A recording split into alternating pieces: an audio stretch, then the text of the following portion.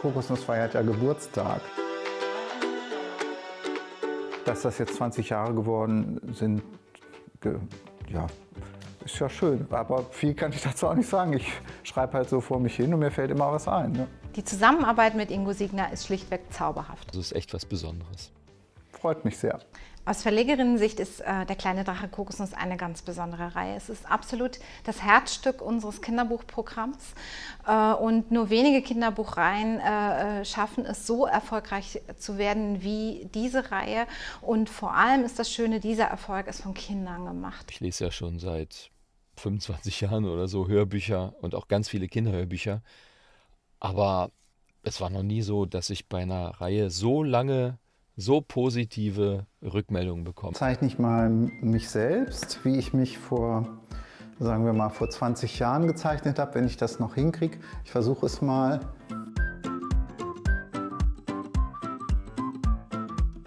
Vor 20 Jahren hatte ich natürlich noch eine echte Haarpracht.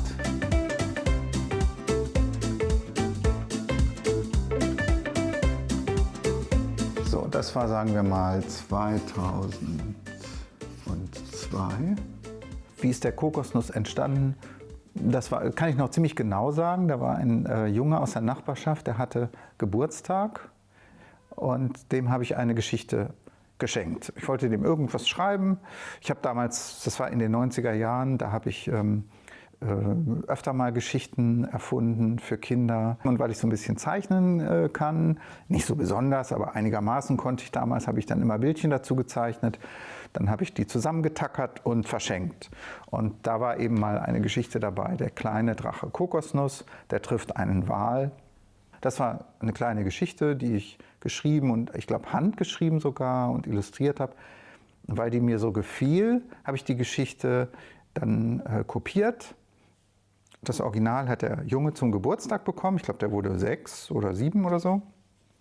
Und die anderen Geschichten, die habe ich dann bei Gelegenheit verschenkt. Und das ist dann mal einem Literaturagenten in die Hände gefallen, zufällig. Und der hat mich dann angerufen. Und so ist das dann losgegangen. Warum denn Kokosnuss heißt, weiß ich nicht. Ist mir so eingefallen damals. Ich fand den Namen lustig. Ja, warum heißt er nicht Banane oder Himbeere? Weil Banane und Himbeere hört sich eben nicht so zackig an. Irgendwie nicht so mutig, nicht so witzig oder so. Ne? Also stell dir mal vor, ich meine, du heißt Banane, ist ja auch nicht so schön. Wie heißt du? Banane. Also das ist ja nicht so gut. Ne? Kokosnuss passt schon gut. Ich mochte den Namen von Anfang an sehr, sehr gerne, von Anfang an sehr. Und auch als Erwachsener hatte ich von Anfang an die Assoziation an den Film der Monty Pythons, die Ritter der Kokosnuss. Und das passte auch irgendwie zur Figur und zu den Geschichten, denn auch in allen Kokosnussgeschichten spielt der Humor eine nicht unbedeutende Rolle. In diesem Raum entstehen meine Bücher. Hier schreibe ich und illustriere. Also hauptsächlich sitze ich eigentlich hier an diesem Schreibtisch und zeichne.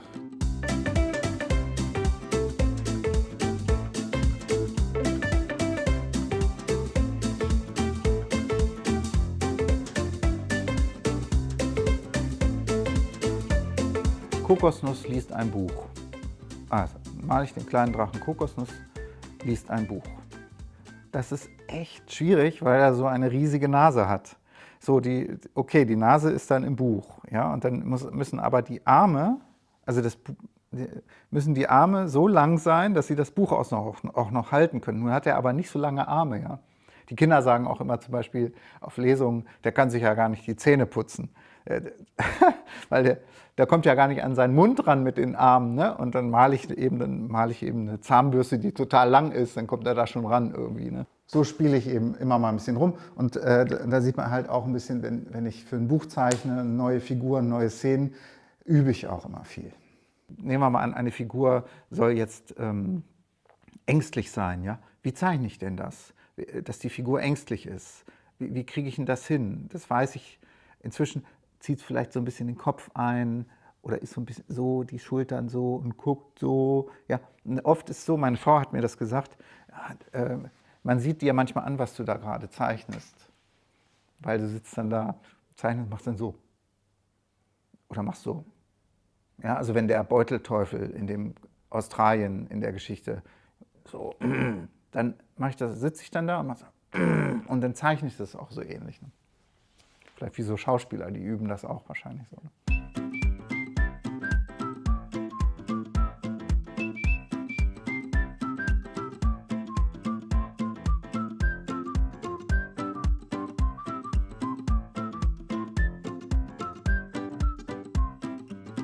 Offen gesagt, wenn mir in einer Geschichte wenn ich eine gute Idee habe. Ich schreibe irgendein neues Abenteuer, wie jetzt Kokosnuss in Australien. Und wenn ich dann eine gute Idee habe und die schreibe ich dann auf und dann lache ich dann manchmal selber beim Schreiben. Das ist eigentlich das Schönste an dem Beruf. Lebendiger ist, wenn ich auf der Bühne stehe. Was glaubt ihr, was das ist? Ein Ei. Und wer ist da drin? Da ist Kokosnuss drin. Wenn die Kinder dann lachen oder die stellen irgendwelche Fragen oder die bringen mich so ein bisschen aufs Glatteis mit ihren Fragen und so. Und dann merken die, der kriegt das auch nicht so richtig auf die Reihe und so. In dem Ei drin, da ist ja wirklich ein kleiner Drache und der ist am Anfang noch so ganz winzig. Und wenn der schläft meistens und wenn er dann aufwacht, dann streckt er sich immer so. Und dann macht er seinen Frühsport. Und in Dracheneiern, da ist auch was ganz Gutes, damit es dem Drachenkind nicht so langweilig wird, gibt es da immer so einen kleinen Kiosk, da kann man sich was kaufen.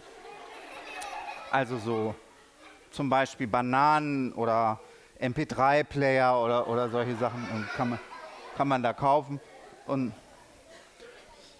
also wie der Kiosk in das Ei gekommen ist oder wie der kleine Drache das bezahlt, das könnt ihr dann eure Eltern nachher fragen, die können euch da sicher was zu sagen. Die Lesungen sind so ein bisschen, ja, wenn man es jetzt bildlich sagen will, Salz in der Suppe. Ne? Also ich weiß noch, am Anfang dachte ich, ich schreibe ein Buch, okay, ich male die Bilder dazu und dann ist aber auch gut. Gefällt euch die Geschichte? Und wenn ich dann aber da stehe vor den Kindern, dann weiß ich immer, warum ich es mache. Das macht dann Spaß.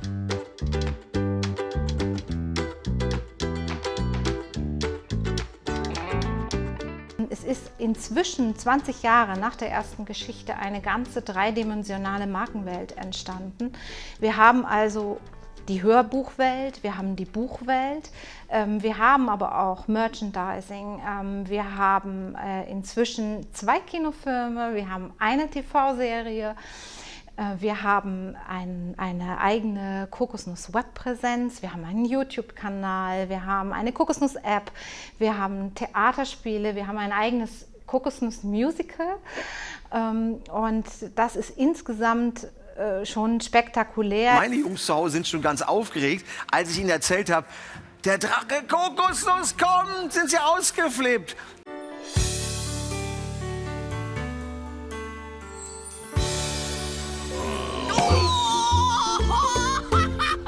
Es ist einfach eine tolle Geschichte über Freundschaft. Die erleben ein Abenteuer, in dem man eigentlich lernt, keine Vorurteile zu haben, sondern dass man zusammen viel mehr erreichen kann. Irgendwann begann es ja mit den Verfilmungen und da hatte der Produzent mich gefragt, sag mal, wie sieht eigentlich dein kleiner Drache von vorne aus? Und dann habe ich gesagt, oh, keine Ahnung, denn bis dahin hatte ich Kokosnuss noch nie von vorne gezeichnet, sondern immer nur von der Seite. Und dann habe ich mich zu Hause hingesetzt und ein befreundeter Zeichner, der hat mir auch ein bisschen geholfen, wie ich den darstellen könnte, wie er von vorne aussieht. An dieser Stelle sagen die Kinder immer, das wird ein Frosch. Ich sage, ja, kann sein, aber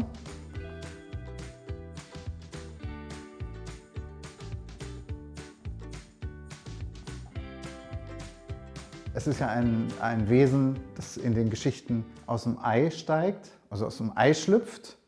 Und Tiere, die aus Eiern schlüpfen, haben meines Wissens weder einen Bauchnabel noch kleine Brustwarzen. Aber ohne Bauchnabel und Brustwarzen sieht so ein bisschen öde aus. Deshalb mache ich die Punkte immer dazu und erkläre den Kindern, wenn ich den so zeichne, auch, dass es eigentlich Quatsch ist.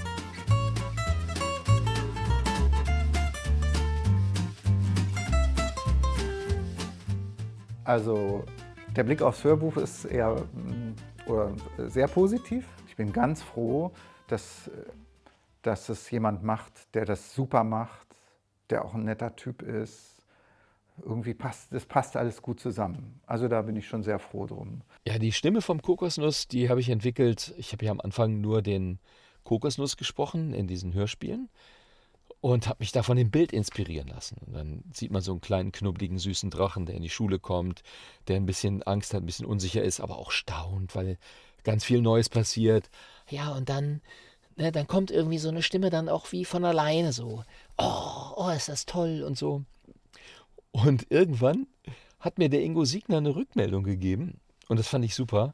Der hat gesagt, ja, weißt du, wenn er immer mit den ganzen Erwachsenen da kommuniziert und mit den Gefahren da zu tun hat, das wäre doch besser auch für die Kinder, wenn die da so jemanden wissen als Vorbild, dass er einfach ein bisschen frecher und mutiger ins Leben geht. Ja, und dann ist er eben auch ein bisschen frecher geworden, so ein bisschen tougher, ne? Und hat auch ganz viel Spaß. Und was ich auch mitkriege, dass dann manchmal betont er das ganz anders, als ich es eigentlich im Kopf hatte. Ja? Muss aber sagen, dass wie er es betont, manches, also das meiste betont er genauso, wie ich es auch im Kopf hatte, aber manches auch anders. Und dann wundere ich mich immer, wie kann man, und dann denke ich immer, ja genau, das kann man genau so betonen, wie er das macht, so kann man es auch verstehen.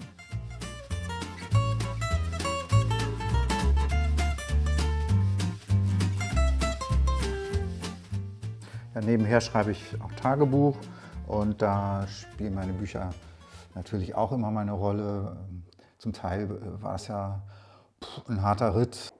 Ja, hier ist zum Beispiel ein Motiv, da habe ich versucht zu beschreiben, wie ich mich entspanne. Ich bin auf eine Nordseeinsel gefahren und dachte mir, oh, du hast jetzt so viel geackert, jetzt musst du dich mal entspannen. Und da habe ich gedacht, einen Tag spaziere ich jetzt mal am Meer entlang und lasse ein bisschen die Seele baumeln und hat aber überhaupt nicht funktioniert. Ich bin also in einem Wahnsinnstempo über diesen Strand gerannt und da sind dann eben solche Zeichnungen hier entstanden, wie ich da versuche ich eben auch zeichnerisch umzusetzen. Wie sieht das aus, wenn ich schnell gehe am Strand? Dass mir der Erfolg zu Kopf steigt und ich jetzt hier sitze, oh, ich bin hier der Größte. Also ehrlich gesagt, sowas gibt es gar nicht. Jeder macht sein Ding und ich finde es immer klasse, wenn jemand etwas gefunden hat, was er gerne macht und was er einigermaßen kann. Und ja, mehr, was soll ich mehr wollen? Also ist so schön. Ne? Ja, dem kleinen Drachen Kokosnuss wünsche ich, dass sein Schöpfer noch 20 Jahre lang so tolle, fantasievolle Ideen hat. Und weiter so tolle Geschichten, weil wir leben nämlich so gerne in deinen Geschichten. Ja, wir leben am liebsten in deinen Geschichten, lieber Ingo.